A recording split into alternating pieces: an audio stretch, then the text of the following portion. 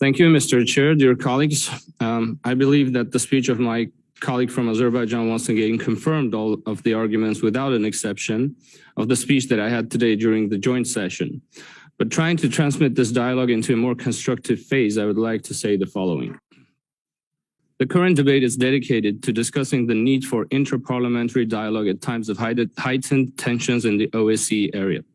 And indeed, parliamentarians do have the extra freedom for a more flexible, transparent, and direct dialogue than do our counterparts who represent the executive branch. And in this context, I believe that the role of parliamentarians on the road of building sustainable peace is at the grassroots level. Namely, among other functions, interparliamentary dialogue should facilitate and help establish a dialogue between the societies of conflicting countries. And on the road of building mutual trust, it is of utmost importance, first and foremost, to stop and eliminate any form of xenophobia and hate speech among both societies. Unfortunately, in the case of Azerbaijan, before referring to the societies, we must firstly address the issue of xenophobia and hate speech on the state level. Here are a few of the examples of such behavior by the president of Azerbaijan.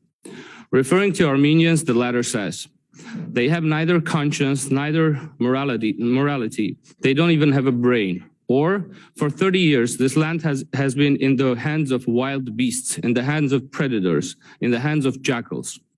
One could argue that the climax of state-level Azeri xenophobia was the so-called trophy park in the center of Baku, where, amongst other things, humiliating mannequins of Armenian soldiers were illustrated as means of entertainment for the visitors.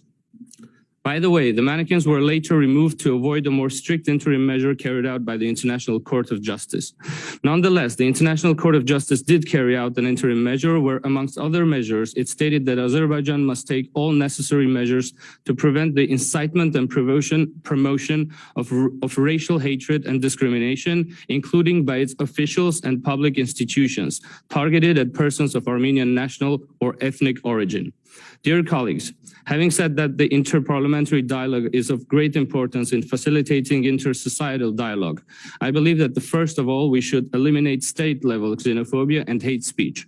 Otherwise, there is and will be no room for interparliamentary dialogue. Hence, I urge our Azerbaijani colleagues to stop this behavior if we are honest about our desire to reach a long-lasting peace in the region. Thank you.